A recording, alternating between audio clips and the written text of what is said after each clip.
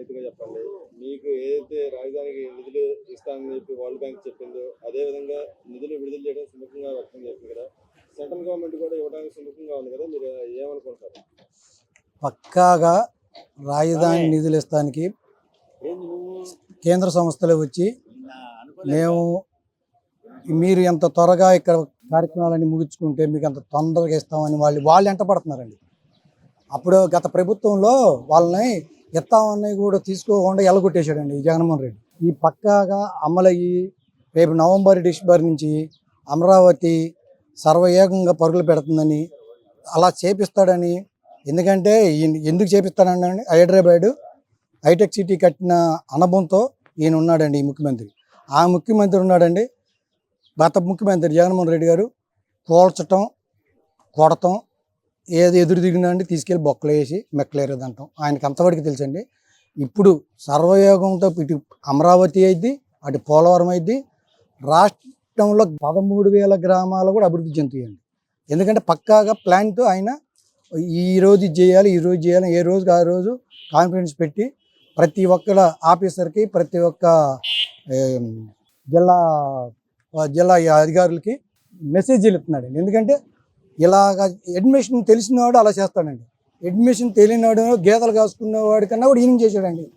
గత 5 ఏళ్ళు గేదెలు కాసుకునే రైతు కన్నా కూడా హీనంగా చేసిన ముఖ్యమంత్రి ఎవరున్నాడంటే జగన్మోహన్ రెడ్డి. ఆయన చేసింది ఒకటి దాచుకోవటం, దోచుకోవటం. ఒక ఉసుకే కాదండి, ఒక మద్యమే కాదండి, అన్ని విధాలుగా ఆయన దోచుకోవటమే తెలుసు. కానీ రాష్ట్రాన్ని డెవలప్మెంట్ చేసి రాష్ట్ర ప్రజలకి వచ్చే ఫలాలు పంచిపెడితే ఆయనకి చేత కాదు. ఎందుకంటే ఆయనకి ప్రాణం ఒప్పదు. ఎందుకు ఒప్పదంటే అక్కడ ఉద్దు తుఫానుకి ₹1,00,00,000 ఇస్తా అన్నాడు, ఇంతవరకు ఇవ్వలేదండి. మొన్న విజయవాడకు కూడా ₹1,00,00,000 ఇస్తున్నానని చెప్పాడు. ఏమయ్యా ఇచ్చావా? కనీసం మాజీ ముఖ్యమంత్రి అయినవాడు వచ్చినాడు కనీసం ఒక లారీ బిస్కెట్లో, లారీ వాటర్ బాటిల్లో ఏదో ఒకటి తీసుకొచ్చి ప్రజల్ని నేనున్నాననే అసలు భావన ఎగిరి అసలు ఏడుంది? ఏందో ప్రకటించావు, అయ్యి నీకు ఇస్తానికి కూడా మనసు ఒప్పక, ఆ ఖజానాలో తీస్తానికి ప్యాన్ ఒప్పక, ఎవరు మాట అయితే అన్నావు పార్టీ చూసుకుంటుందంట. పార్టీ ఎవరు చూసుకుంటారు? మీ కార్యకర్తలు చూసుకుంటారా, మీ నాయకులు చూసుకుంటారా, లేకపోతే 11 మంది ఎమ్మెల్యేలు నీతో పాటు వాళ్ళు చూసుకుంటారు? అసలు నువ్వు ఈలేని వాడివి ఆ ₹1,00,00,000 వాగ్దానం చేయటం ఎందుకు? అది తప్పు కదా.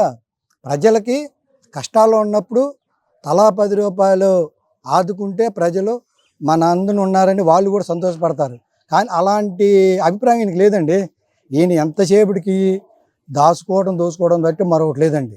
ఆయన గవర్నమెంట్ ఉన్న అధికారులు ఇప్పుడు ఒక్కొక్కరు అప్రూవ్గా మారుతున్నారు కదా. ఏదైతే అక్రమాల అవినీతి పాల్పడ్డారో వాళ్ళు సొమ్ము కాసారు వాళ్ళందరూ భయపెట్టి మచ్చా చెప్తున్న బహిరంగంగా చెప్తున్నారు. రేపు పొద్దున అలాంటి చేసిన వ్యక్తులు ఎవరైతే పై స్థాయిలో ఉన్నారో వ్యక్తులు అరెస్ట్ చేసే అవకాశం ఉందనుకుంటున్నారు?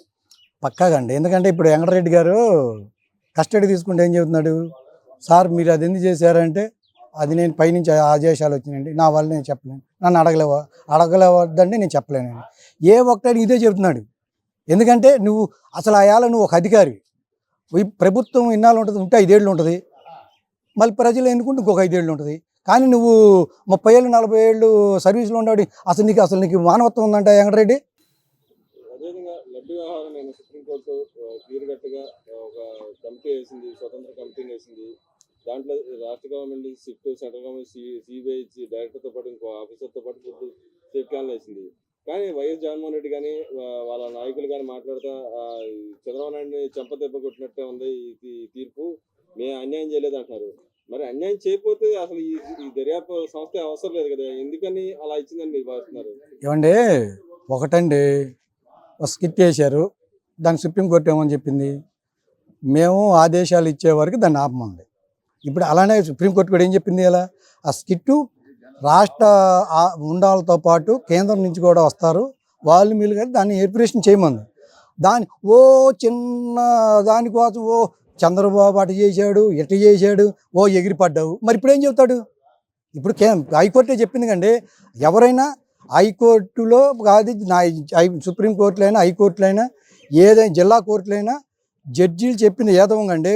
పాపం చేసినా, తప్పు చేసినా, ఒప్పు చేసినా వాళ్ళు ఏది చెప్తే దాన్ని మనం శిరసా వహించాల్సిందే. వాళ్ళు చేసిన పాపానికి స్కిట్ వేయాల్సిందే, పక్కా దాన్ని ఎరిఫికేషన్ చేసి ఎందుకంటే అండి నేను పక్కాగా జరిగింది చెబుతున్నానండి. నేను 2023 జనవరి 22 తిరుపతి వెళ్ళానండి. తిరుపతి వెళ్తే అండి నూకల బియ్యం అండి, నూకల బియ్యం. నేను దాదాపుగా నాకు 15-18 సంవత్సరాల వయసు నుంచి ఏటా 2 సార్లు వెళ్తానండి తిరుపతి. అలాంటి తిరుపతి వెళ్ళాలంటే అసలు భయం వేసిందండి. ఎందుకంటే అంత నీచమైన అన్నం అండి. కనీసం షెడ్యూల్లో 10 గంటలు 20 గంటలు కూర్చోబెట్టిన టిఫిన్ ఉండదు, టీ ఉండదు, పాలు ఉండవు. ఆ 5 సంవత్సరాలు భక్తులు చాలా ఇబ్బంది పడ్డారండి. వాళ్ళలో కూడా నేను ఒకడినండి. నేను వెళ్ళి భోంచేశానండి 2023 జనవరి 23వ తారీఖు నాడు. నేను నాకు కావాలంటే అక్కడ విజిల్స్ చూసుకోండి, నా ఫోటో ఉంటుంది, నేను భోంచేశాను. ఎందుకంటే అందుకని చెప్పగలుగుతాను. రాష్ట్రాన్నే కాదండి, దేవుడితో ఒక దేవాలయం కదండి, తిరుపతి దేవస్థానాన్ని మరీ బస్టు పట్టించాను. పెట్టరాని మతాలను పెట్టి తిరుపతిని సర్వనాశనం చేసిన ఏకైక ముఖ్యమంత్రి జగన్మోహన్ రెడ్డి. వాళ్ళ నాన్నగారు 7 కొండలు ఎందుకు, 2 కొండలు చాలు, లేదు 5 కొండలు చాలు, అందుకే ఎలాగ వెళ్ళిపోయాడో చూసాం అందరం. ఈయన కూడా ఆ తిరుపతి వెంకన్న స్వామి సత్యంగల స్వామి కాబట్టి, దరిద్రుడా నన్ను ఎంత హీనంగా కష్టాలు పెడుతున్నావు, నీకు రాబోయే రోజుల్లో కర్మ అనుభవించాల్సిందని 11 సీట్లు ఇచ్చారండి. నేను అనుకున్న 9 వస్తాయి అనుకున్నాను, కానీ 11 వచ్చినాయి. సింగిల్ డిజిట్గా పడతాడు అనుకున్నాను, డబుల్ డిజిట్ వచ్చిందండి. కానీ అతనికి ఇంకో 2 ఎక్కువ వచ్చినాయండి. కానీ ఇక్కడ ఏదో సప్లై చేసిన కంపెనీ ఉందో దానికి అసలు దానికి బిడ్ చేయడానికి అర్హత లేకపోయినా కూడా సవరించి తీసుకొచ్చారు. ఆ తీసుకొచ్చిన దాంట్లో కూడా వాళ్ళు 4-5 కంపెనీ నుంచి సప్లై చేసుకుని వాళ్ళు ఓన్ బ్రాండ్ లాగా దాన్ని పంపించారు. దాంట్లో కల్తీ జరగలేదని వాళ్ళు చెప్తారు, కానీ కల్తీ జరిగే అవకాశం ఉందని చెప్పి ఇప్పుడు వరకు రిపోర్ట్ అంతా ఉన్నాయి కదా. దాన్ని ఎలా చూడొచ్చు? ఏమంటే అది పక్కాగా జరిగిందండి. ఎందుకంటే 250 కోట్లు 400 కోట్లు ఉన్న ప్రాజెక్ట్కి ఆనాడు ఈనాడు కదండి, గత 25-30 ఏళ్ళ నుంచైనా 50 ఏళ్ళ నుంచైనా దానికి ఒక ప్రాసెస్ ఉన్నదానికే ఒక కాంట్రాక్ట్ ఉన్నాడు అనుకోండి. ఇప్పుడు ఎన్సీసీ ఉంది, ఎల్ఎన్టీ ఉంది, దానికి స్టామిన్ ఎంత, దాని ప్రాజెక్ట్ ప్రకారం బట్టి కాంట్రాక్ట్లు ఇస్తారండి. అలానే ఒక నందిని నెయ్యి అనే దాన్ని ఆనాడు ప్రభుత్వం, ఏ ప్రభుత్వం ఉన్నా ఆ ప్రాజెక్టుకి ఇంత సప్లై చేయగలిగే కేటగిరీ ఉంటేనే ఇస్తారండి. అది నువ్వేమో 250-400 కోట్లు ఉన్నదానికి 150 కోట్లు, అసలు ముందు అది ఎందుకు తగ్గించావు అసలు అది నువ్వు చేసిన దుర్మార్గమేగా. దాని వాళ్ళ ప్రాజెక్టు పరిమితి ఏంది, 250 కోట్లు 400 కోట్లు ఉండాలని ఒక జీవం ఉంది. దాన్ని తీసుకొచ్చి 150 కోట్లు పెట్టావు. అది పక్కా తప్పు చేసినట్టే కదా. నువ్వు తప్పు చేసి నేను ఒప్పు చేశాను దాన్ని కవర్ చేసుకోవడానికి ఓ ప్రెస్ మీట్ పెట్టి వాడు దొంగ ఈడు దొంగ. అసలు రాష్ట్రంలో పెద్ద దొంగ నువ్వు దొంగవై ప్రజల్ని దొంగలను చేసి, చంద్రబాబుని దొంగలు చేసి, చంద్రబాబు ప్రభుత్వాన్ని దొంగతనం అంటగడితే అసలు ప్రజలు చూస్తా ఊరుకోరు. ఎందుకంటే నువ్వు చేసిన దుర్మార్గాలకి ప్రజలు అందుకని 11 సీట్లు ఇచ్చింది. ఏమన్నా లడ్డు విషయంలో నాణ్యత 5 ఏళ్ళు సర్వనాశనం చేశారండి వీళ్ళు. ఇప్పుడు మొన్న నేను ఇవాళకి 2 నెలల నాడు కూడా పోయించానండి, సూపర్గా ఉందండి లడ్డు. అదే కాదండి, ఇప్పుడు ఇక్కడ వెంకటపాలెం వెంకటేశ్వర స్వామి గుడికి వస్తున్నాయండి, లడ్డు తినాలనిపించే రీతిలో తీసుకొచ్చారండి. 5 ఏళ్ళు అంటే అట్ట లడ్డు వాళ్ళు మా చేతిలో పెట్టగానే అట్ట ఇళ్ళిపోతుందండి. ఇప్పుడు పోయి చూడండి, మనకి వారం రోజులు కాదు 10 రోజులు ఉన్నా కూడా తెచ్చిన రోజు ఎలాగుందో అలానే ఉంది. లడ్డు విషయంలో పక్కాగా తప్పు జరిగిందండి, పక్కాగా తప్పు జరిగింది. హిందూ మనోభావాలు పూర్తిగా దెబ్బతీశాడండి ఈయనకి. ఎందుకంటే ఎవరి దేవుడు వాళ్ళ గొప్ప అండి, నేను కాదని నేను అన్నా. ముస్లిం దేవుడు ముస్లింకి గొప్ప, క్రిస్టియన్ దేవుడు క్రిస్టియన్ గొప్ప, హిందువులకి దేవుడు హిందువులకు గొప్ప. కానీ నీ దేవుడు గొప్ప అని పక్క దేవుడిని విమర్శించే హక్కు నీకు లేదు. ప్రజల మనోభావాలు పూర్తిగా దెబ్బతీశాడండి. అలానే నువ్వు మొన్న తిరుపతి వెళ్తానికి అదే షోయింగ్ అండి, డిక్లరేషన్ ఎవరైనా.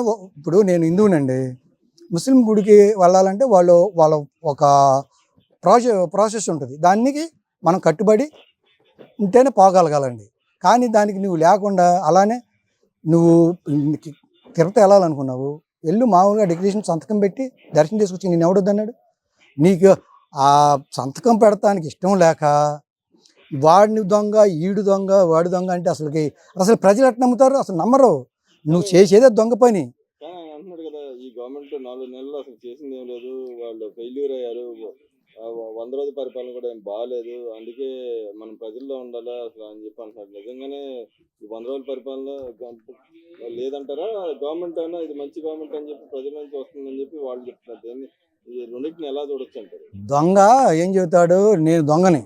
అందరు దొంగలంటే ప్రజలు చెప్పాలి, నేను దొంగ అనేది, వాళ్ళు దొంగ అనేది.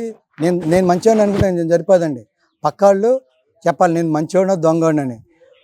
ప్రజల్లో పూర్తి విశ్వాసంతో ఉన్నారు కాబట్టి ఈయనకి 164 సీట్లు ఇచ్చారు.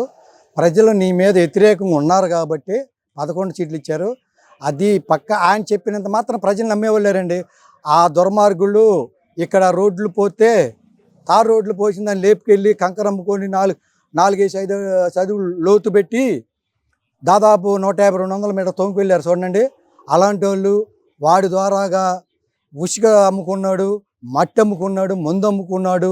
ఆ 4-5 ఏమైనా నమ్ముతారేమో కానీ 80% నమ్మరండి. ఎందుకంటే ఇప్పుడు మాట్లాడితే నేను ఎలక్షన్ పోతా అని పోయేవాడివి కదా ఇంతకుముందు.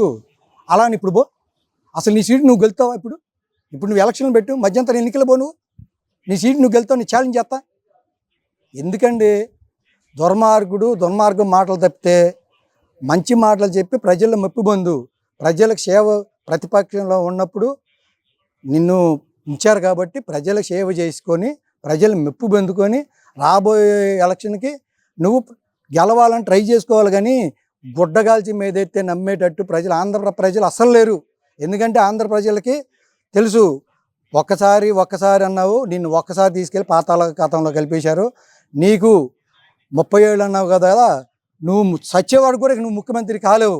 ఎందుకంటే నువ్వు చేసిన పాపాలు అట్టండి, నువ్వు చేసుకున్న పాపాలు అట్టండి. అసలు ఒకటండి, దేవుడి గుడిలో ఆధారించాలి. దేవుడి గుడిలో పూజ చేసుకోవాలండి. నీ ఇంటికాడ చెట్టు వేస్తావా?